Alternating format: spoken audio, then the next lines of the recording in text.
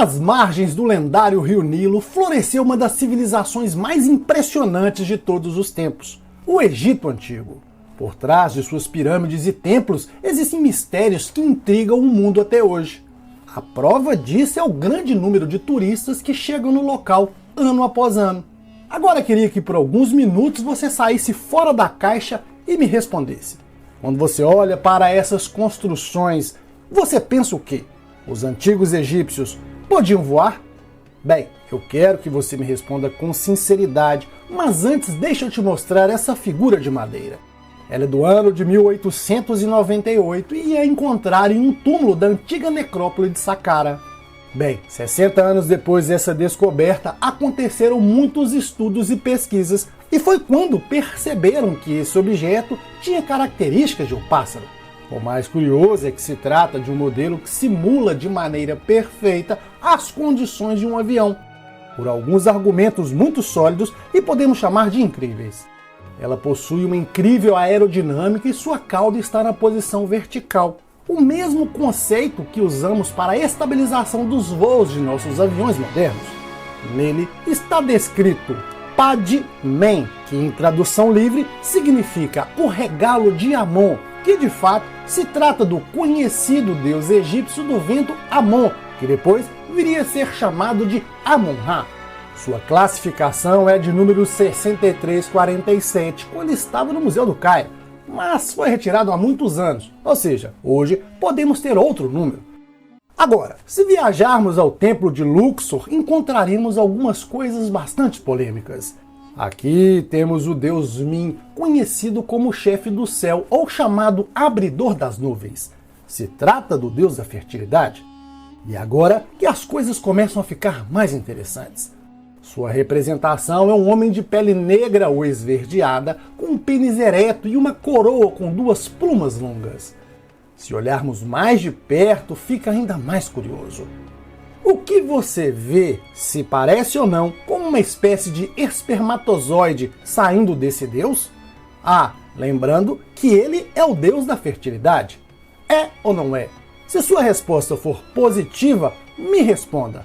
Como os egípcios sabiam de sua existência no Antigo Egito se os espermatozoides são invisíveis? Como podem representar algo assim, já que até hoje só conseguimos vê-los usando um microscópio? O argumento contrário dos egiptólogos é: o que você está vendo é apenas um jarro derramando água. E agora você pode deixar sua risada nos comentários. Mas vamos a outra cena que derruba essa interpretação. Caso seja um jarro derramando água, qual sentido segurar o objeto exatamente por onde a água cai? Voltemos à hipótese do espermatozoide e me responda. Faz sentido para você? É razoável que essa cena seja uma representação de um procedimento de inseminação artificial? Mas tem algo ainda mais interessante. No mesmo templo, encontramos esses baixos relevos que alguns especialistas associaram a instrumentos médicos cirúrgicos. Agora, a pergunta-chave é: nossa cabecinha está fechada para algumas interpretações e hipóteses, ou essas imagens são óbvias porque revelam do que foram capazes os antigos egípcios? Vamos a outra. Você há de convir comigo que algo que marca essa civilização antiga é a precisão em esculpir e cortar rochas. Algumas com dureza extrema, como o granito, certo? Me responda, isso não seria a prova que usaram ferramentas de cobre ou bronze, conforme encontrados nos vestígios arqueológicos? Embora não tenhamos 100% de certeza sobre quais ferramentas foram usadas para realizar perfurações cilíndricas, ou muito menos as técnicas empregadas para fazer gravuras feitas em pedra, não podemos deixar de dizer que tudo isso foi feito com grandes detalhes. Fato é que, quer queiramos ou não, os egípcios criaram incríveis peças com materiais tão duros quanto o granito e o basalto. Mas há outra hipótese. Se pergunte, é possível que tenham recebido uma ajuda externa de alguém ou alguma coisa que dominava a tecnologia avançada? Por exemplo, extraterrestres? Para discutirmos essa possibilidade, vejamos as gravações feitas no Templo de Karnak. Aqui temos um corte perfeito, sem qualquer desvio, porém não foi feito em pedra-sabão, mas na rocha de granito, uma linha reta que entra dentro da rocha.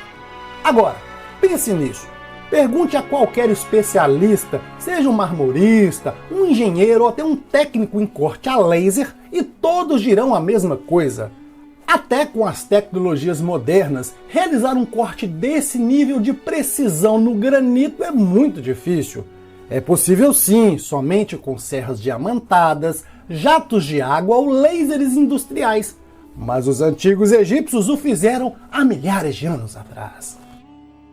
Agora vamos ao templo da deusa Hathor, onde encontramos as intrigantes lâmpadas de Dendera.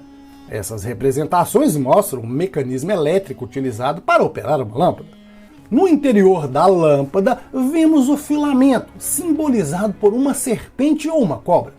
Veja bem, ao lado está a flor de lótus, conectada a um cabo ou uma haste que se liga a uma bateria, usada para armazenar energia. Essa impressionante representação é mais uma prova de que os antigos egípcios dominavam conhecimentos tecnológicos muito além do que poderia imaginar para a época.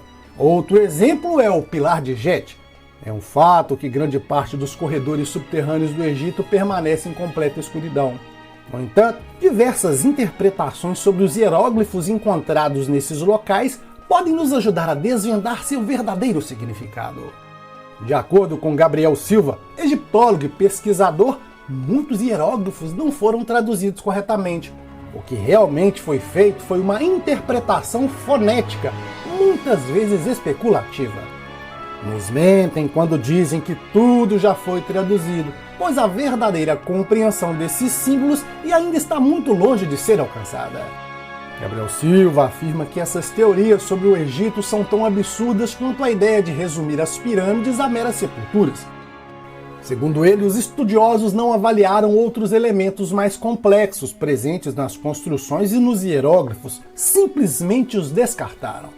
E isso levanta uma questão importante. Será que o verdadeiro propósito das pirâmides e de outros monumentos egípcios é mais complexo do que imaginamos? Ou estamos apenas lidando com fantasias alimentadas pela imaginação das pessoas? Ao observarmos o Museu de Turim, encontramos o Cânon Real, também conhecido como Papiro de Turim. Embora não tenha sido feito com tecnologias extraordinárias, este objeto possui registros que poderiam reformular toda a cronologia histórica do Antigo Egito. Por quê, pessoal?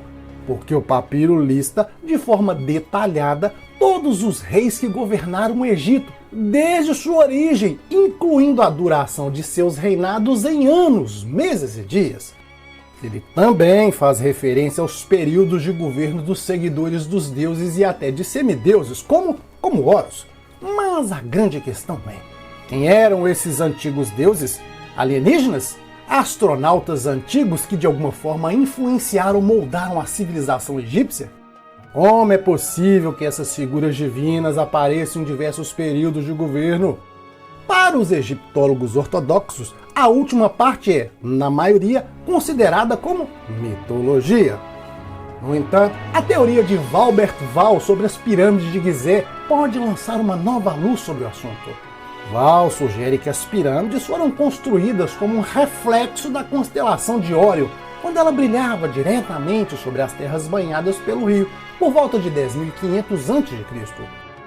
Além disso, há mais evidências que desafiam a cronologia tradicional, como a Pedra de Palermo, que menciona o reinado do deus egípcio Maletum, sugerindo um passado muito mais antigo do que as datas convencionais indicam.